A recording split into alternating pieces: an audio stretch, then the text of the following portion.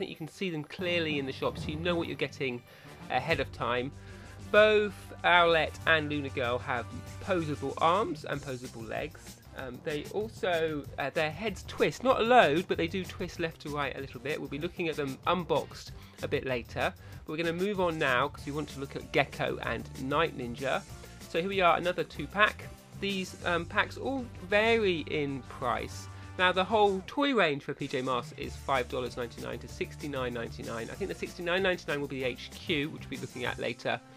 The figures and vehicles go from $5.99 to $19.99. So these must be at the lower end of that spectrum. I think these 2-pack figures are likely to be around $5.99, but we're waiting for that to be completely confirmed. Each of them come with an accessory and also posable arms. So moving on, I think we've got Catboy next. So you get a PJ Mask hero and a villain, but which villain you get depends which hero. So if you're getting Catboy, then you also are getting Romeo. In some ways it would have been nice to have these as a single pack, because then you could choose which hero and which villain you were getting. Of course there are 6 to collect, as they show on the back, and they come in those 2s as well. So we get those unboxed in a minute, but there's one more to look at here. Now this will be more expensive because obviously there is 5 in this pack, the collectible figure sets, so you're getting them all. So if you know you're going to get them all, this will be the way to buy them. You won't want to buy them as separate 2-packs and build up, but you'll want to buy them all here. But of course in this pack you're not getting Night Ninja, so maybe if Night Ninja is a really important figure to get, then you would want to do those 2 packs. Different here though is that these are collectible, they're not posable, so they stand on bases as you'll see later on, and they don't move, their arms don't move either. So maybe more of a collector's item than a plaything, but we'll see. The final thing we're going to look at is my favourite, and these are the light up characters. So they're very similar to those posable collectible figures in the 2-packs we were just looking at, but these ones light up, and also you get a light up amulet bracelet as well. So it comes with batteries, although if you need to replace them you do have 3 to replace. Just unscrew the head and you pop those in. But basically when you push down the head of the PJ Mask hero, their lozenge, their totem on their tummy lights up, and although there could have been some sound as well, I was hoping that maybe we'd get some voice work included in these toys. It's a nice addition to be able to sort of see that little chest plate light up, and certainly watching my kids play with them, it adds to that play value and a sense of action, a little bit of tech there going into these PJ Masks toys. It'll be interesting to see how they develop them. My thinking will be that they're likely to add more technology as they go. These are going to be the most popular of the PJ Masks toys, and if anything is going to sell out, I think it will be these this Christmas, these PJ Masks light up toys. From Catboy there you can see in fine form. Last of all we have got Owlette, here she comes, in light up form.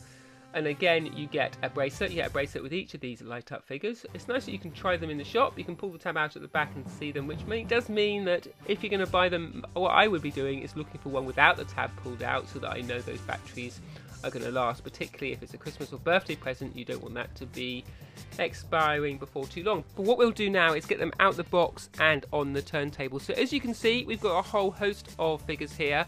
We've also got the vehicles on display as well, but what we're going to be looking at in this video close up are just the figures. We'll be doing another video, we'll be looking at the packaging and the boxes and the vehicles up close. So who should we dive in at first? So let's have a look at Catboy, I think. So here's the Catboy figure. You can see really nice in detail. There's a lot of texture here on the legs, bottom of his feet. Looks like he's got some holes here, and I think that may be for the HQ, so you can stand him on some of the pins there and he doesn't fall over. Got nice posable arms, and also I like this attention to detail of his hands. He's gripping things, so you can pop things in there. A nice little Catboy tail as well, that's pretty cute. As I said earlier on, you can move his head a bit. It's not a load of articulation there. Sorry Catboy, grabbing you a bit rough there. But it's quite nice, and certainly you sort of see, if you just pose the legs and the arms, you get a sense that you could play with this quite nicely, and you get a real sense of Catboy moving around. The legs do move independently, as do the arms, although it feels like there's a bit of resistance there as you're moving, and you can see they kind of go back into position. So there you go, that's Catboy. We've almost come all the way around now, so we can pop him back into his spot on the turntable, and we're going to get Gekko next. my kids' favourite actually. I'm not quite sure why Gekko's so popular. I really like the look of Gekko. He's got this textured skin, nice articulated head, and his arms, they move in multiple directions. So you can see a nice ball and socket joint there. I hadn't realised that on Catboy. So some real good attention to detail in terms of posability of the arms and the head. Got a nice little Gekko tail as well. So there you go, that's Gekko. Let's move on a bit quicker. Oops. And we'll get Owlette. Owlette's a little bit different because she has a rubberized cape. Of course she needs a cape because that's part of her costume in PJ Masks. Bright red. I like the way that the female character in PJ Masks isn't pink. We have got a few pink accents in the lozenge on her chest, and we do have sort of girlier eyes, but in terms of not targeting too much that shrink it and pink it girls market that toys sometimes go for, it's nice to see Owlette being a fully realised member of the team and you know, one of the main PJ Masks heroes. Really nice figure. Certainly that's going to be adding to the play value for anyone who gets her. So where should we go next? Let's have a look at these light up figures. So again, similar in fashion to the others. So we've got Owlette straight away. More limited movement on the arms here. There's no left to right articulation, so you're losing some of that, but you do get this really nice light up effect. If I turn the lights off here, you get a chance of seeing it in a bit more detail.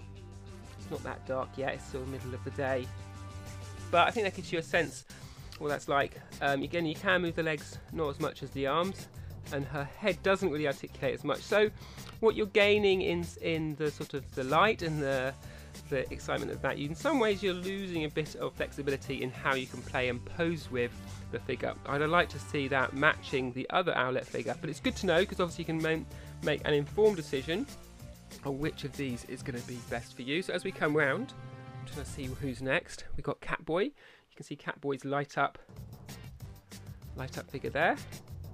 And get his head working. There you go. What do you do? You just tilt his head back. It stays on, off.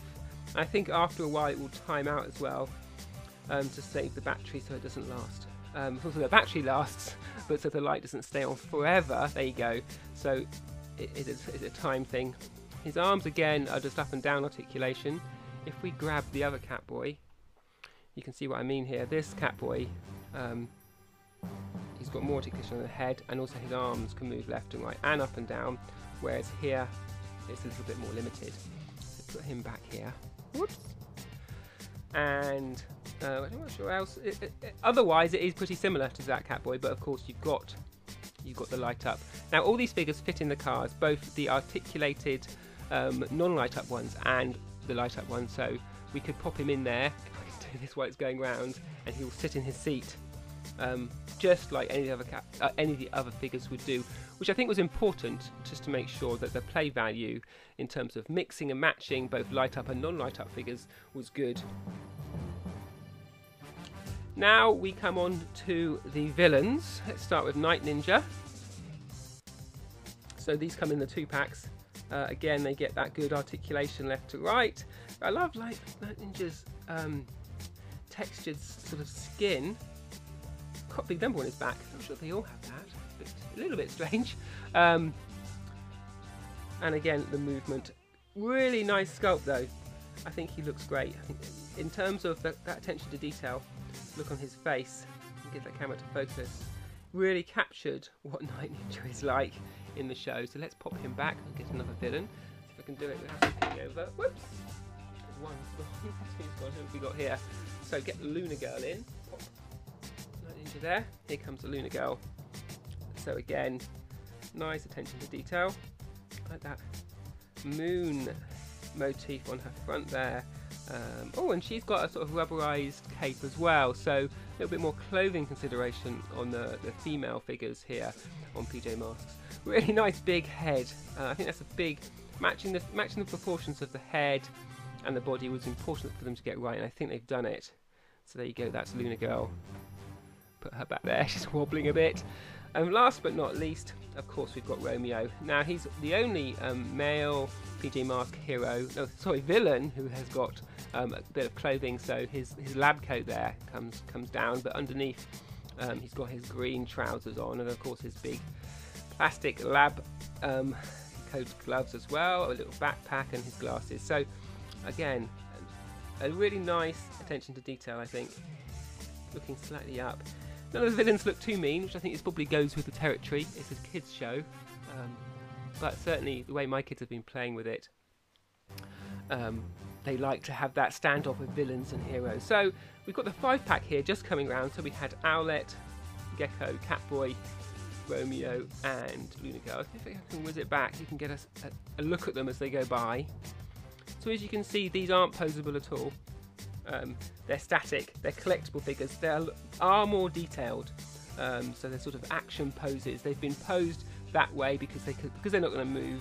The toy creators are able to give them a much more sort of action stance, and you do get 5 in that pack, which I should think will be better value, but certainly I think my kids will want to be able to pose their figures. I wouldn't be surprised if some collectors end up collecting those PJ Masks static figures. So as the turntable spins round, you can see some of the other toys, but in terms of the figures, that's a close review of each of them. As we've said, the figures range in value in price from $5.99 to $19.99. Now, assuming the vehicles are $19.99, then I think we'll be seeing the static figures down at the 2-pack at the $5.99 level, which to me seems good value. We'll be back to confirm prices and an exact date. At the minute, all we've got is October, but we'll have an exact date before too long for you soon. Do check out the other videos we've got on the channel, and as you can see, as we do a quick tour of the other products we've got, we're getting each of these unboxed and tried out in front of the camera. So if you subscribe